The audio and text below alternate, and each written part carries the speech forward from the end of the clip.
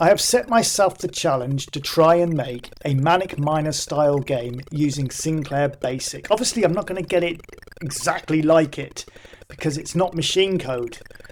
But I'm going to have a good go and try and do something that would replicate some sort of Manic Miner game. I'm only going to concentrate on the first level.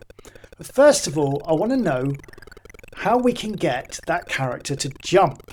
This is what I've done so far. So when I push Q, the character launches up into the air and falls back down. So I've managed to get it jumping. If I go left or right and I jump, it jumps with the movement. All right. So we're nearly there, aren't we? We've nearly got that. If I fall off the platform, I fall. How have I done that? Right. It will be line 57. Let's bring it down to the bottom. So again, it's a screen strings command I'm using because I'm just using the characters off the keyboard. I'm not going to do any user-defined graphics in this little video.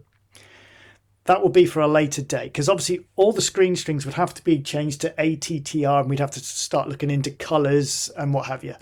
So I'm just going to do basic characters off the keyboard. So screen strings is what I'm using and I've asked it to put Y plus 1 stroke X. The Y and X coordinates again, if you look at line 90, that is the coordinates of our character, which I'm using the letter O. So if it is plus 1 means we're going down the screen. Okay. If it sees that there's nothing there, so I've asked it to equal a space, then it's just going to go Y equal Y plus 1. It's just going to fall. Okay, so that's how we get that character to fall off a platform and how we get it to fall if there's nothing underneath it at all. Okay. I've put let J equal 0. That's to do with the jump, so that it just resets itself to 0. Now, how did I get it to jump? Well, that would be line 66. If K strings meaning in keys at line 50, I've assigned K strings to in keys. So if it equals Q, then let J equal J plus 1. That's my jump.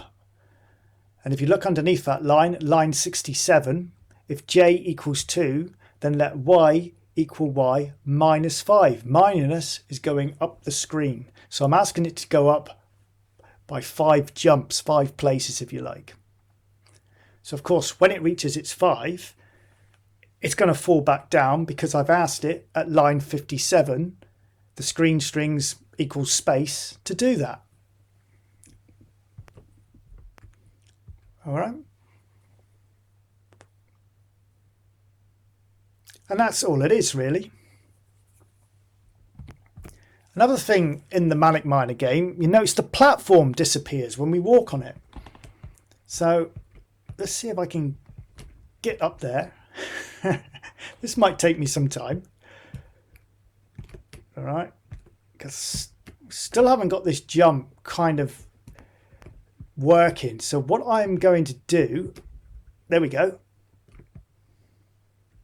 So the platform disappears. So what I was just saying is because I'm just using in keys, I can't push 2 keys at the same time. So I am going to change all that to in so that when I'm moving right or left and I push jump, it will do it. It will do a run and jump if you like. But because on this little example, I'm just using in keys, I'm finding it very hard to basically I've got to jump and then push left or right. All right. So that sorted out that. So I'm going to show you now what I've actually done. And you let me know if you think this looks a little bit like a Manic Miner basic copy. All right. Tell me how you think I've done. Right. Here's the program. The numbering's a bit all over the place. All right, but I would eventually tidy that up because I would go into the 128K setting and do a renumber. But that's not what this video is about. So just excuse the numbering. I know it's all over the place. It's not the tidiest, but this was a bit of a test to see if I could actually do what I'm asking it to do. So as you can see, I've put a little bit of a program together there. I have introduced the in function for movement of the keys, and it's made a big difference. Let me run it, and this is what I've ended up with. So there you go. There is my little basic version of level 1 of Manic Miner. It's not perfect. It's not going to be. Okay? Because it's not machine code. Okay? So I've done the best I can do with the basic Sinclair language.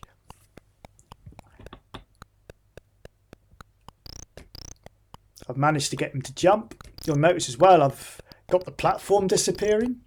I've got the little keys to collect. I've even made, and I don't think you're going to get to see it because the platform's now gone, but what you can do is jump up there. I've even made the green platform move you along like a conveyor belt. I've just got to try and get onto it now to show you.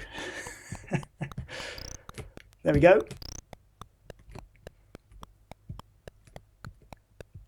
So if I go on there, look, it starts moving me. Oh, missed it. So what do you think? This is my little version, level 1 of Manic Miner using Sinclair BASIC. Obviously, it's not going to be as good as the original. Of course it's not. But that's not what this video was about. I just wanted to see if it could be done. And I can't see why not. I couldn't create another level after this.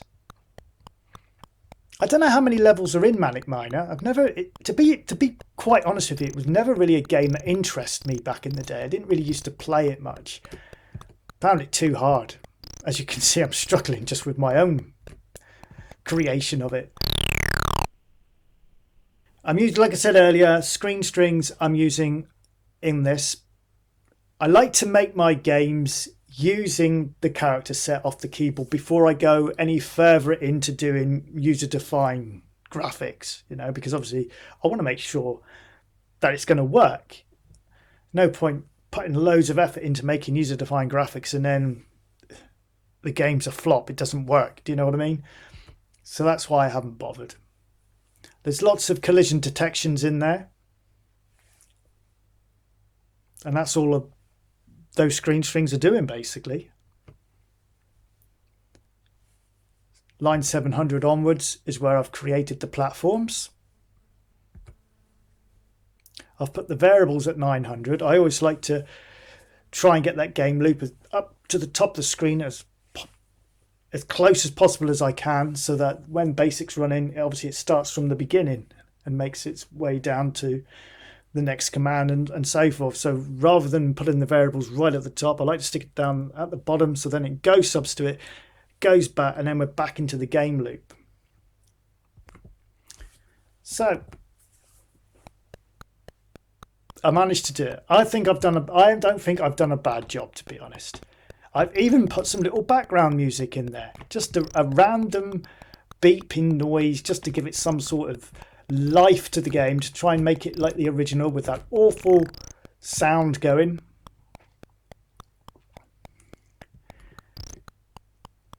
So the object of the game is collect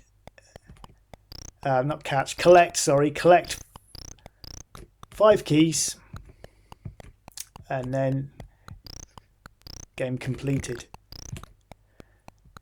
And I don't think I'm going to be able to do it, because every time I do a video for my YouTube channel, my gameplay is absolutely terrible, as you all know.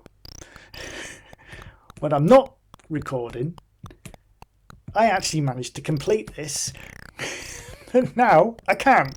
But believe me, you can do it. So let's do a screen by screen comparison. See if we can spot the difference. First of all, I know I've got some of the colours wrong, but I've made it my version. So that doesn't really matter, does it? If you really squint from a distance, you can't tell the difference. They're almost identical. I really want to get to the top just so I can prove to you that it does work. Oh, so there, I've eventually done it. I've eventually got to the top of the screen because I just wanted to show you that I've made them collapse there as well. The floor dissolves underneath your feet. Oh. So what I might do, if you want this little tap file, I'll tidy up the numbering. Drop me a comment below and I'll sort something out and get you a tap file for it, and you can have a little play with it yourself. Maybe make a level 2. I'm not going to do any more to it. I can't see the point. Play again, yes or no. If you push no, I just made it list. So it gets me back into the program. So, as always, thank you for watching. And take care of yourselves. Goodbye.